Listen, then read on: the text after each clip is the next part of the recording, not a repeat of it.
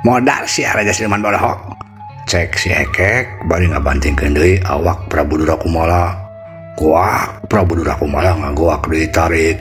Waduh, ampun tobat. Cek Prabu Durakumala ngagoak deui bae. Tapi adiku si Ekek jeung jalma-jalma sejenna mah angger bae kadengena teh siga sorobadak anu ngagerem. Keur kitu jalma-jalma ngaburu dulu nyalampeurkeun bari parahi ngamang-ngamang pakarangna sabogana gebogan euy podaran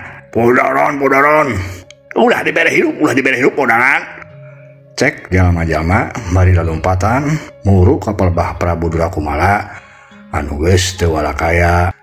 Kitu deui ibu-ibuna embung eleh, ibu ayah Neng Heni Ceitoh katuceun oge lumpat panghareupna hayang nenggeulan Prabu Durakumala anu geus teu walakaya. Awas, kuring rek ngagebugan Raja Siluman Urustunjung. Cek ibu ayah bari lumpat ka hareup bari ngamang-ngamang haluna. Nya gebugan, kuring oge rek milu ngagebugan. Neng Heni oge sarua lumpat ka hareup bari mamawa batu. Kuring heula Neng Heni, geus budak urang mah pandai dibae.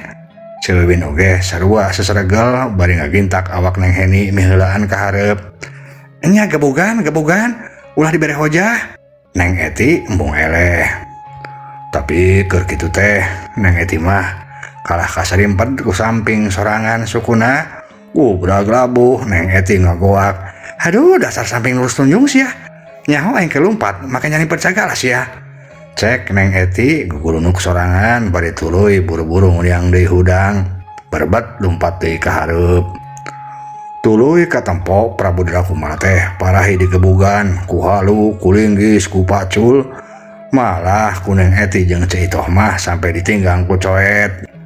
Atuh Prabu Durakumala anu ngawujud badak teh geus gorentel ka ditu gorentel ka dieu bari ngagerem tarik. Waduh ampun tobat, ampun taluk manusia taluk. Cek Prabu Durakumala bari ngagorentel ka ditu ngagorentel ka dieu tapi tetep kadenge ku jalma-jalma lembur mah sada ngagerem kosora badak ilaharna di leuweung. Kojar sia. Cek si Dayat bari luncat ngababuku linggis bek beunang kana awak Prabu Durakumala. Aduh ampun manusia ampun. Gejret ditinggang di huluna ku Neng Eti ku coet. Karasa tas ya. Cek Neng Eti. Prabu Durakumala ngagerung deui bae. Ampun ieu nyeri, ampun. Cek Prabu Durakumala deui bari ngagorentel deui bae.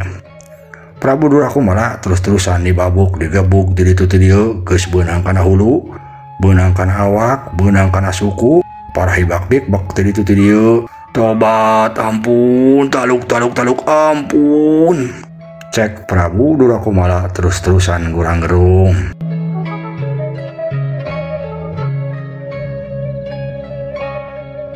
Ari Sumarna ulang-ulang sidungan badak kepercayaan Prabu Durakumala harita terus kabur jeung nu sejenna. Tapi di hiji tempat Sumarna ngeureunkeun sakabeh wadia baladna. Eureun. Cek Sumarna reg sakabeh wadia balad badak teh kabeh eureun. Nah, eureun di dieu kakak. Sumarno nanya ka Sumarna, "Ulah salampang euy ku kasanawatan Kanjeng Prabu Ki Adi. Sigana anjeunna katewa ku bangsa manusia." "Iya, tapi pan amanat Kanjeng Prabu urang teu meunang ngalawan ka manusia cenah." "Heeh, tapi lamun Kanjeng Prabu na kumaha mah ulah teu tarima." "Terus kumaha tuh kakak?" tanya Sumarno deui. "Urang jang balik deui ka lembur Cipancur. Tempo kumaha nasib Kanjeng Prabu? Lamun picilakaeun pikeun Kanjeng Prabu, daek teu daek urang kudu balik nyerang ka maranehna pikeun nyalametkeun Kanjeng Prabu." Cek Sumarna, "Iya tuh kakak, geus kitu bae uing geus satuju daripada Kanjeng Prabu cilaka. Urang mending ngalanggar perintah Kanjeng Prabu. Kumaha euy nu sejeuna?" Tembal Sumarno bari nanya ka batur-baturna. Satuju. Cek wadia bala di siluman badak saur manuk. Ari geus kitu mah sakabeh wadia bala di siluman badak teh tuluy baralik deui rek nyalametkeun Prabu Durakumala.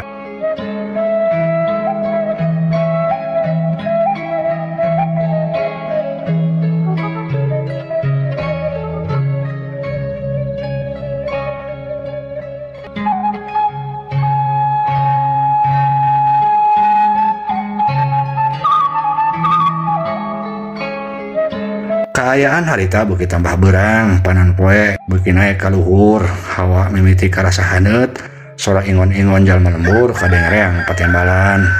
Dina kaayaan kitu Prabu Durakumala masih keneh keur disariksa ku urang lembur Cipansur. Ditarenggelan ti ditu ti dieu nepi ka akhirna mah eta Raja Siluman Badak teh katempo leuleus teu walakaya. Kek euy, heula. Cek si Ekek kadenge Cimarita. Nah, make kudu urun sagala jang Ekek tuman cuang gebugan bae sampe ka kojor. Cek salah seorang anu si orang mang uday. Nya jang Ekek, geus teu kudu dipikarunya sagala siluman jahat eta teh. Kadenge Ci Sutarsih oge hilu ngomong. Ye, lain masalahna kitu. Uing kudu nyalamatin heula indung uing Bimara jeung Nyilas Maya. Lamun Raja Siluman paeh manten, moal kanyawan atuh kumaha nasibna indung uing jeung Nyilas Maya teh. Kapan duanana oge teh ieu jeung rombongana? Tembal si Ekek. Nya jang Ekek, waka dipayan heula. Tanyakeun heula kumaha nasib Nyilas Maya anak Abah jeung sakalian oge pangnanyakeun tah nasib si Ambu. Ulah sakur nanyakeun si Edo be atuh. Tanyakeun oge kumaha nasib salaki kuring palebe. Cek bilebe ilu nyarita. Nya bener. Pokona mah kabehana ge bakal ditanyakeun. Cek si Ekek. Bener jang Ekek, sok tanyakeun heula ka bener. Waka dikumaha-kumaha Raja Siluman Badak teh. Cek Pak RT. Jalma-jalma antuk nama caricing teu neunggelan deui Prabu Durakumala.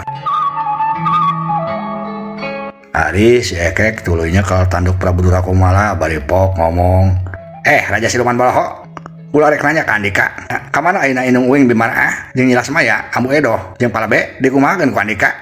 Tanya si Ekek bari ngajungjungkeun tanduk badak jajadian Prabu Durakumala. Atuh hulu Prabu Durakumala teh kaangkat ka luhur. Ari Prabu Durakumala nereuwas barang ngadenge ieun Bimara teh indungna si Ekek. Jalma anu geus nyangkala ka manehna. Sihor yang ieu manusia teh anakna Mahapati Indenmar. Bantesan boga kekuatan rongkah. Cek Prabu Durakumala. Nempo Prabu Durakumala tacan oge nembalan, si Ekek tuluy ngomong deui. Malah ayeuna mah bari ngancam sagala. Yes ya, ditanya teh kalah ngajedog. Jawab sia. Dikumahakeun indung aing Nyilas Maya jeung nu sajena. Jawab sia, lamun henteu disiksa sia ku aing. Cek si Ekek deui. Ampun manusia, ulah rumah salah. Mahapati Indenmar jeung Nyilas Maya teh duka kumaha nasibna lantaran manarehna duaan kabawa ku angin puyuh. Kula oge ngarasa boga salah lantaran teu bisa nulungan maranehna. Tembal Prabu Durakumala. Ngan hanjakal jawaban Prabu Durakumala teh teu bisa kaharti ku si Ekek jeung nu sejenna. Ari kumaranehna mah kadengena ngan saukur sora badak bae anu ngagerem. Atuh si Ekek teh beuki ambek bae. Da disangkana Prabu Durakumala teh embung nuduhkeun. Dasar aja bodoh kurang ajar sia. Sia mung nembalan. Cek si Ekek bari tuluy kedebut ngabantingkeun hulu badak jajadian Prabu Durakumala. Aduh, tobat, ampun manusia, ampun. Cek Prabu Durakumala ngajerit. Tapi angger kadenge ku si Ekek jeung nu sejenna mah saukur sora badak bae anu ngagerung. Geus teu kudu diajak nyarita sagala tuh Ekek euy. Geus podaran bae. Cek si Dayat kadenge ngagorowok. Nya jeung Ekek, siksa bae siksa. Siksa sampe ka kojor. Mang Uday ilu nyarita. Tapi keur kitu burudul rombongan badak ngaburudul ti Pasir Tonggoh. Sora lumpatna meuni seah bari jeung pating calegor. Jalma-jalma ngararieu ka palebah datang sora. Atuh kabehana meuni reuwas. Awas rombongan badak nyerang. Badak nyerang, badak nyerang. Cek jalma-jalma ngagororok. Atuh buriak jalma-jalma teh jadina sasah. Anu satadina rek nyiksa Prabu Durakumala teh jadina kalah kalabur paburisat. Nuka kaler, nuka kidul, nuka kulon, nuka wetan. Malah leban patabrak-tabrak lalabuh tuluy harudangan deui lalumpatan deui. Ngan sababaraha urang jalma bae anu aya di dinya mah nyaeta Pak RT tua kampung si Dayat Bahradia jeung Kulisi. Maranehna mah ngarasa wani lantaran di dinyana aya si Ekek. Kumaha jeung Ekek? Itu wadia bala di Siluman Badak teh malik nyerang. Cek Pak RT. Ulah sieun Pak RT. Keun kuing disanggaripana kabeh oge. Tembal si Ekek. Nya lawannya Ekek. Kuring percayalah ka Ekek. Cek tua kampung. Abah oge percaya lawan Ujang. Lamun Ujang bisa ngalehkeun eta wadia balad badak, ku Abah dikawinkeun jeung Nyilas Maya. Cek Bahradia ilu nyemangetan. Si Ekek teu ngomong deui, tapi tuluy meh ngusap bandul kalungna bari ngagerentes. Nyai Ratu, Kipati, tulungan uing eta pasukan badak anak buah si Durakumala nyerang ka dieu. Cek si Ekek bari ngusap bandul kalungna. Teu kedah kalider juragan, dorongkeun bae dampal panangan juragan ka payun. Tan wande sadaya pasukan badak bakal kasapu ku angin. Tembal Ratu Candrawati tina jero bandul kalung. Tapi kadenge nangan saukur ku si Ekek bae. Ari pasukan badak anak buah Sumarna katempo geus beuki deukeut. Si Ekek buru-buru ngadorongkeun dua dampal leungeunna. Modal sia kabehan. Cek si Ekek bari ngadorongkeun dua dampal leungeunna. Teu ada sakala tina dua dampal leungeun si Ekek teh kaluar angin anu sakitu gedena. Hiup angin nyapu sakabeh badak anu rek nyerang. Atuh sapada harita badak-badak teh meuni haliberan pating koleang. Siga kapas kasapu ka angin anu kaluar tina dampal leungeun si Ekek. Tobat, ampun, tobat, cek para badak pating jarit, awakna pating kalayang ka Jumantara. Tapi seperti tadi, pating jarit na badak teh kadenge ku jalma-jalma lembur mah ngan seukur suara badak bae anu pating salegor. Jalma-jalma rolohok nempo kana eta kajadian, kabehana beuki bengong bae nempo kahebatan si Ekek. Bener, lencek bejaduy eta kahebatan yang Ekek. Eta sampai bisa ngagayuh angin segala. Nya Pak RT, lamun daekeun mah jang Ekek teh kukuring rek dikawinkeun dah jeung anak kuring nya eti. Cek Ibu Yayah bari panonna mah olohok nempokeun kana kajadian. Enak bayar Ibu Yayah. Jang Ekek mah rek dijadokeun ku kuring kana nya anak kuring. Cek Ci Sutarsi. Ji ari Ci Sutarsi teu eling sugan. Kapan ari nya mah geus boga salaki lain ka Jang Arif. Erek oge dikawinkeun jeung anak kuring Neng Heni. Cek Ci Wiwin. Tungtung nama ibu-ibu teh kalah para catur teu puguh marebutkeun si Ekek. Ari si Ekekna katempo geus nurunkeun deui leungeunna ret angin eureun. Badak-badak anu tadina kahaliberkeun ku angin geus teu katempo deui. Cag urang tunda heula.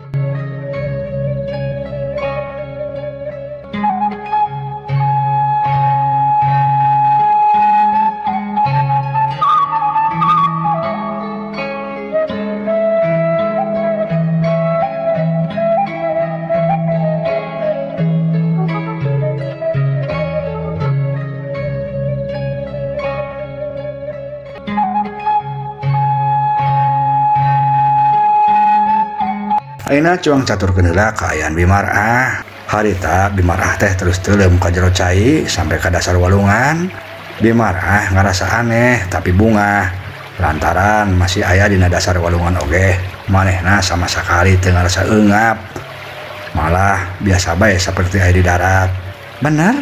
Aya hikmahna oge aing kenal jeung mangsa makhluk siluman teh. Ayeuna bae aing bisa teuleum kana jero cai bari jeung teu ngarasa eungap. Gerentas Bimarah terus nyelam bagi ka handap bari jeung panonna rurat reret neangan nyilas maya sakalian nempo kaayaan di jero walungan. Di mana ari si Lasmaya? Cenah ragragna teh ka walungan ieu.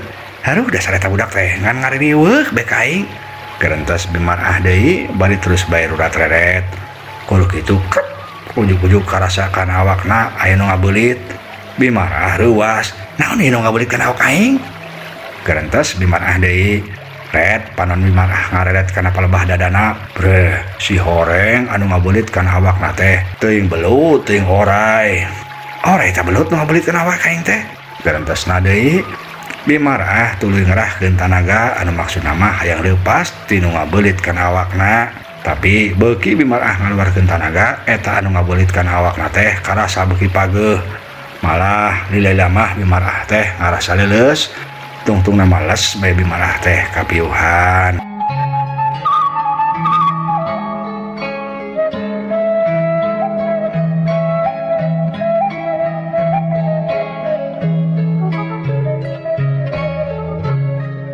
Ayeuna langsung caturkeun kaayaan di hiji tempat anu katempo sing sarua endah. Sakuliling tembok wangunan pating borenyat siga dijieun tina emas atawa permata, lampu caraang. Kursi-kursi oge siga dijieun tina kulit manjangan. Di tempat eta di belah hareup aya saurang awewe anu keur diuk dina kursi gilang kancana anu sigana teh dijieun tina emas ditaretes inten. Eta awewe teh katempo geulis, irungna bangir, pakulitana koneng umyang, buukna panjang, nah sirahna make mahkota anu dijieun oge tina emas. Ting sabaraha ribu karat mas nama si horeng eta teh Ratu Randita anu jeneng ngawasa di kerajaan Siluman Belut. Katempo paroman eta ratu teh marah Mai Hegar keur nyang hareupan saurang panglima perangna anu ngaran Ratna Asih anu kakarek datang mawa bebandang atawa tawanan saurang awewe bangsa manusia anu si horeng teh bimarah teh. Alus gawan nikah teh wadal manusia jang salat ilmu kang ngoraan kula geus cukup. Pas marenganna teh ayeuna teh poe kaliwon pisan. Pas pisan waktuna pikeun kula ngalaksanakeun tirakat, pikeun nyampunakeun ilmu kang ngoraan kaula. Ayeuna geura bawa eta bawandang ka kamar khusus kaula. Lantaran ayeuna keneh kula rek ngalaksanakeun tirakatna. Cek Ratu Randita. Ratu Belut teh kapang di mana? Semangga Kanjeng Ratu, tembal Nyi Ratna Asih. Tuluy genyeng Nyi Ratna Asih teh mangku awak bimarah dibawain di eta tempat. Tulila bimarah geus aya di hiji rohangan digolerkeun dina luhur ranjang. Si horeng di dinya teh geus aya Nyi Lasmaya anu geus ngagoler oge di pinggireuna. Duanana masih keneh katempo teu empes-empes. Geus andika gawat keluar, tinggalkeun kula sorangan di dieu. Cek Ratu Randita nitah indit ka Nyi Ratna Asih panglimana. Semangga Kanjeng Ratu, tembal Nyi Ratna Asih bari cedok nyembah tuluy indit. Satuluyna Nyi Randita terus diuk emok nya hareupan parukuyan, dua leungeunna disimpen dina hareupeun dadana. Katempo bibi Ratu Randita kunyam-kunyem teuingna anu dibacakeun nama da teu kaharti. Tapi tacan oge cacap Ratu Randita macajang jawokana ujug-ujug di luar kadenge pating pledug pating koceak. Ampun, tobat, tolong. Cek suara anu pating koceak di luar. Atuh Ratu Randita anu keur husu macajang jawakan teh ruas panonna bunta deui. Kurang ajar, aya naon sabenerna di luar? Ngaganggu bae ka aing. Cek Ratu Randita bari tuluy hudang nangtung. Eos keluar.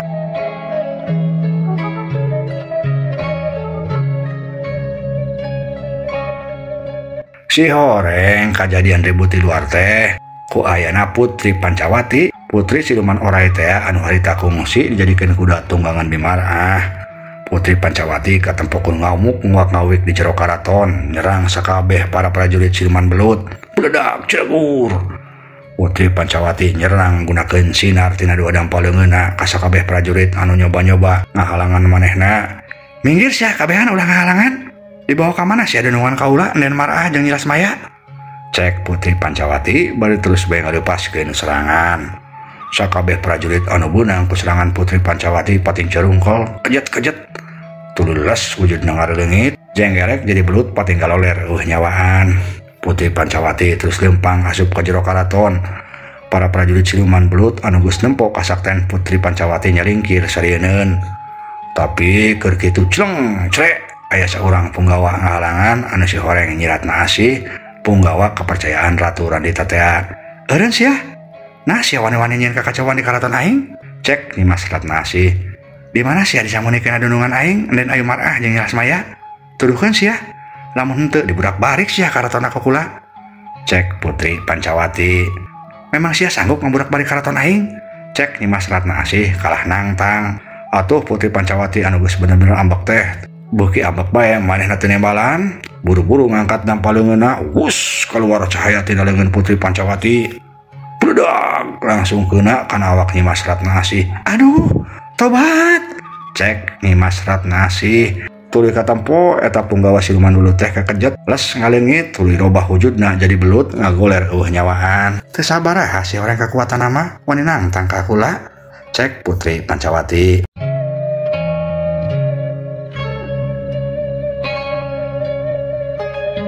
Ari di hiji tempat teu jauh tidinya si horeng Ratu Randita keur ngawaskeun barang nempok anu nyieun kariuhan teh Putri Pancawati eta Ratu Siluman Belut teh meuni reuwas. Beuh cilaka si horeng si Pancawati anakna si Manawati. Dina kaayaan kieu aing moal mungkin kuat lamun tarung jeung manehna. Daripada aing cilaka mending aing kabur. Bener mending kabur bae. Tapi dina hiji waktu ku aing kudu dibalas tah kalakuan manehna. Gerentas Ratu Randita tuluy les bae manehna ngaleungit.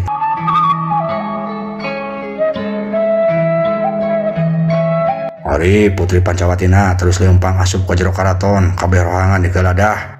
Akhirna asup ke hiji kamar anu katempo poek. Ieu rohangan naon geuning poek kieu? Gerentes Putri Pancawati Tuluy Putri Pancawati teh ngagerakeun leungeunna bray kaayaan didinya jadi caang. Breh katempo ku Putri Pancawati Bimarah jeung Nyi Lasmaya keur ngagaloler dina luhur ranjang. Si horeng di dieu dibunikeunna den aya Marah jeung Nyi Lasmaya teh kurang ajar. Sikeun arek jadikeun wadal duanana oge. Untung kuat kanyawang ku aing. Putri Pancawati tuluy nyamperkeun ka Bimarah jeung Nyi Lasmaya anu masih keneh ngagaloler dina luhur ranjang. Tuluy duanana dicepeng les ngalaleungit.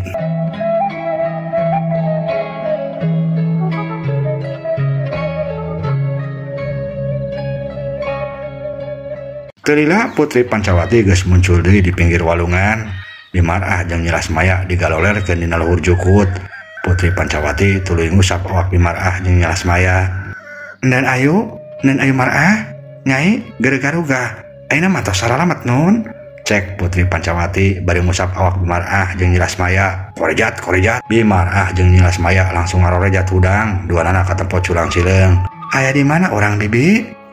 Tanya Nyi Lasmaya bari gigisik panonna.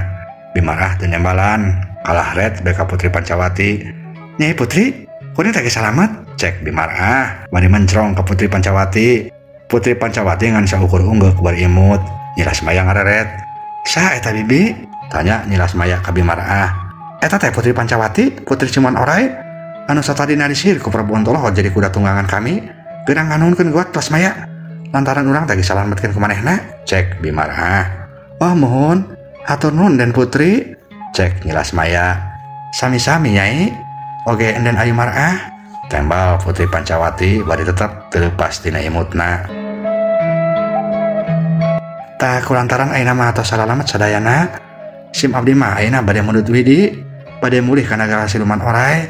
Cek Putri Pancawati minta izin rek balik ka nagarana. "Mun atuh mangga Nyai Putri. Tapi kula teh wayahna minta tolong sakali deui. Kula teu apal jalan rek balik ka lembur Cipansur." Cek Bimarah. "Oh, mun atuh gampil eta mah. Ayeuna enden ayu Marah sareng nyaina kanton peureum bae. Upami cik sim abdi beunta, enggal beunta." Cek Putri Pancawati. "Oh, gampang atuh kitu mah. Lasmaya, guat peureum." Cek Bimarah. Teu talangke Bimarah jeung Nyi Lasmaya tuluy pareureum. Teu lila kadenge sora Putri Pancawati anu nitah beunta deui. "Tos beunta enden ayu Marah, Nyai."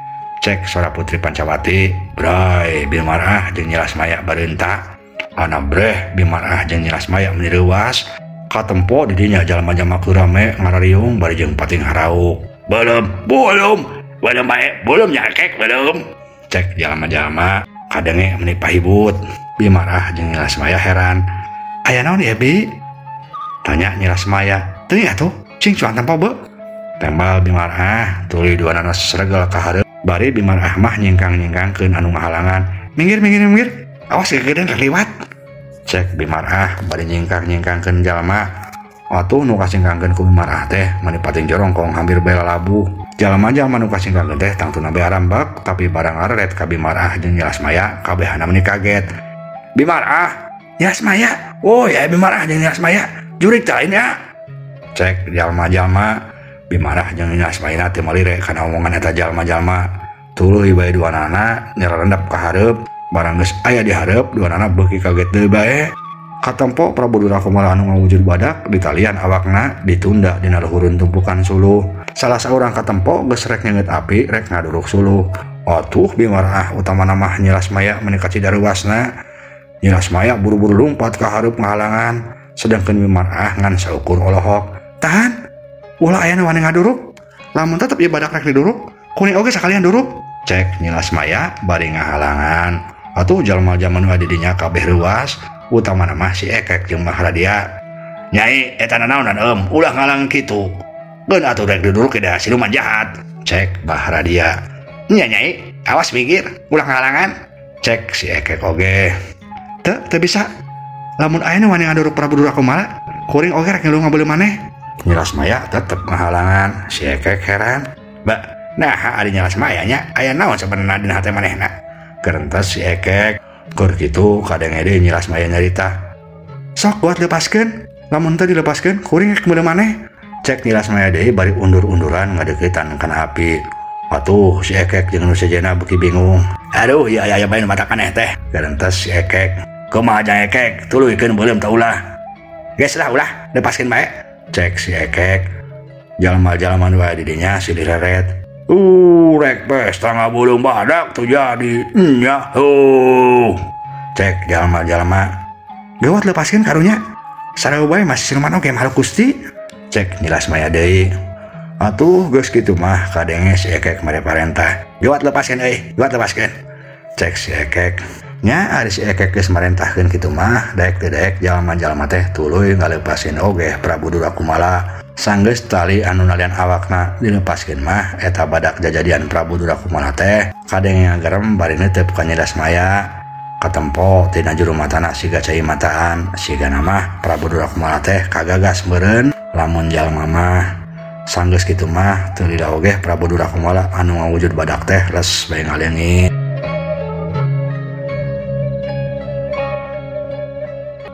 Sanggeus Prabu Durakumala ngaleungit, jalma-jalma teh sigan warasahan jakal, kadenge manipating kecewis. Aduh aing mah rek ngabadak guling teu jadi. Padahal mana geus capek newakna, kalah dilepaskeun kitu bae. Lain euy. Buah-buah si Nilas Maya teh geus beunang kahormatan nya kudu jasiluan badak. Kapan ngadenge teh rek didamar cenah ka Baradia? Nya sigana mah kitu. Lain sigana deui atuh. Pastilah kuring mah yakin. Cek jalma-jalma anu pating kecewis. Omongan manehna anu pating kecewis teh kadenge ku Nilas Maya jeung si Ekek anu sarua keur pating haruleng. Ya Allah Gusti, kunaon cocobi abdi teh meni abot pisan Gusti. Abdi dugi ka dituduh nu sanes-sanes sareng siluman badak. Gerentos Nilas Maya bari curucud bae cai panonna ngalembere. Di sejen pihak si Ekek katempokeun neuteup teleb ka Nilas Maya, tuluy ingkud-ingkudan nempang ngadeukeutan Nilas Maya. Nyai akang rek tumaros. Nah laras omongan jalmi-jalmi teh, lamun nyai teh tos beunang kahormatan aku Prabu Durakumala? Tanya si Ekek. Atuh ngadenge pertanyaan si Ekek itu, Nilas Maya meni kaget, teu nyangka si Ekek oge rek boga pikiran goreng kitu. Astagfirullahaladzim Kang Ekek, kunaon Kang Ekek dugi kagaduh pikiran awan kitu ka abdi? Tembal Nilas Maya bari katampo sedih. Akang malih nuduh, ngan saukur nanya. Cek si Ekek deui. Nilas Maya sigana bener-bener nyeri hate ngadenge omongan si Ekek itu teh. Ku nyeri-nyeri hatena, ngan beungbeng bae Nilas Maya teh lumpat ka bulah tonggo. Atuh sakabeh nu adi dinya kaget, komo si Ekek mah. Nyai, rek ka mana? Tunggu Nyai, cek si Ekek bari tuluy ngudag Nilas Maya. Nya Nyai, rek ka mana tuh? Iya apa? Udah kemana-mana Nyai, tungguan. Bahara dia oge sarua ngageroan bari tuluy ngudag. Nu aya di dinya silih reret deui. Nilas Maya itu kalah lumpat, udah beuh bisi nekat. Cek salah saurang. Atuh breng bae kabehna akhirna mah ari lu ngudag. Ari bimanah ngan saukur gogodeg. Haru eta ada si Nilas Maya nganyieun bae pikareueun batur. Cek bimarah bari tuluy bae manehna oge ilu ngudag.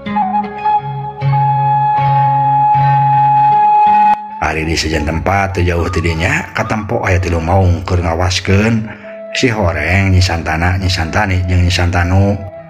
Cuang tuturkeun ai. Ieu kesempatan urang pikeun malas pati. Kade ulah nemongkeun diri. Kadenge Nyi Santana nyarita.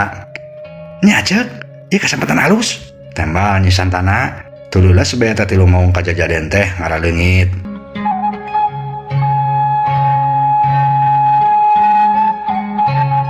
Ari Nilas Mayana harita terus bae lompat, akhirna mah anjog ka hiji gawir. Teu lila pucung hul si Ekek datang dituturkeun ku nu sejenna. Nyai, kade ulah luluasan eum? Akang mangan saukur nanya. Cek si Ekek.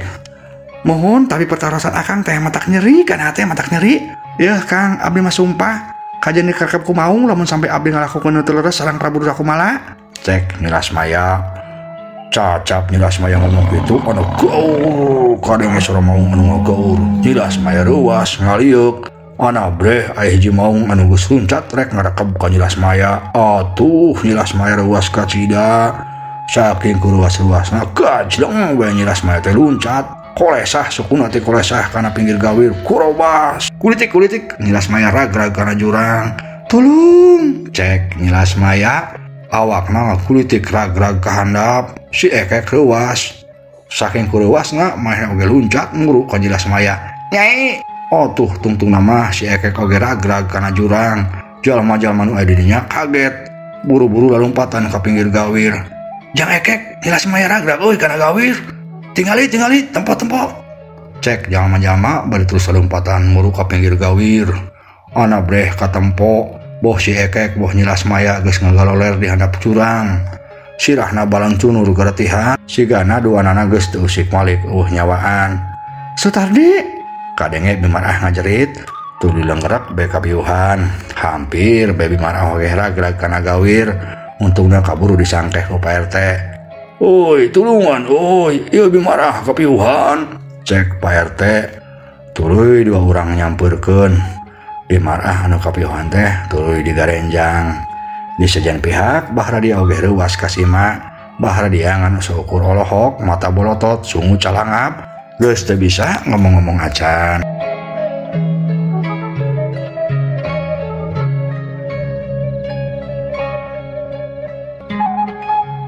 Kocapkeun sorena jalma-jalma kakarek baralik ngarurabkeun layon si Ekek jeung Nyilas Maya. Kadenge bari lelempang teh jalma-jalma pating kecewis. Teu sangka nya eta nasib jeung Ekek jeung Nyilas Maya. Sampai ke hanteuna. Waduh, bener-bener manehna mah cinta sajati. Sampai di mati teh bener-bener eta mah euy, cek salah saurang. Ya geus kitu oge meureun titis tulisna euy, tembal nu saurang. Di sejen pihak Bimarah masih keneh kerdeku di pinggiran kuburan si Ekek jeung Nyilas Maya. Katempo Bimarah meni sedih cai matana oge terus bae nyurucut ngabaseuhan pipina. Si horeng mimpi aing jeung Nyilas Maya basa dileung teh jadi kenyataan. Ya Allah Gusti, si Sutardi jeung Nyilas Maya teu nyangka aing mah sampai ka hanteuna. Ya Allah Gusti, mudah-mudahan pun anak sareng Nyilas Maya teh ditampi iman Islam ditempatkeun di tempat saya monggo Allah. Garentes Bimarah. Keur kitu karasa anu nepak kana tak-takna Bimarah ngareret si horeng Bahradia. Geus Bimarah ulah terep teuing ka sedih teh ayeuna mah urang anggur ngalaksanakeun bae cita-cita anak urang duaan, cek Bahradia. Kumaha maksud abah teh? Kapan ari jang Ekek jeung Nyilas Maya anak abah teh boga cita-cita hayang ngawangun rumah tangga. Ayeuna mah kapan maranehna geus eueuh nya cuang laksanakeun bae ku urang hitung-hitung ngajejeuhkeun ka hayang maranehna. Abah duda Nyimarah rangda teu aya salahna lamun urang rumah tangga wae, cek Bahradia. Bimarah nangtung, kumaha Abah? Kumaha? Urang cuang rumah tangga hitung-hitung ngajejeuhkeun ka hayang anak urang, cek Bahradia deui teu kireum-kireum. Bimarah teu ngajawab tapi kalah cilebet bae nampiling Bahradia tuluy indit teu ngareret deui. Atuh Bahradia mending ngagoak. Aduh tobat, ieu hayang kawin kalah ditampiling, cek Bahradia. Mung sakitu dongeng anu judulna Gara-gara Salah Wadal ayeuna tamat dina bagian ka-110. Insyaallah ieu dongeng digentos ku judul nu sanes anu judulna Tarung Para Siluman. Eta carita masih keneh kuat pakait sareng carita Gara-gara Salah Wadal. Mudah-mudahan ieu dongeng tiasa janten panghibur kasadayana, hapunten kakirangana. Ieu dongeng karangan pribados Kang Abun Burhanuddin. Mugia katampi kalian kabingahan. Assalamualaikum warahmatullahi wabarakatuh.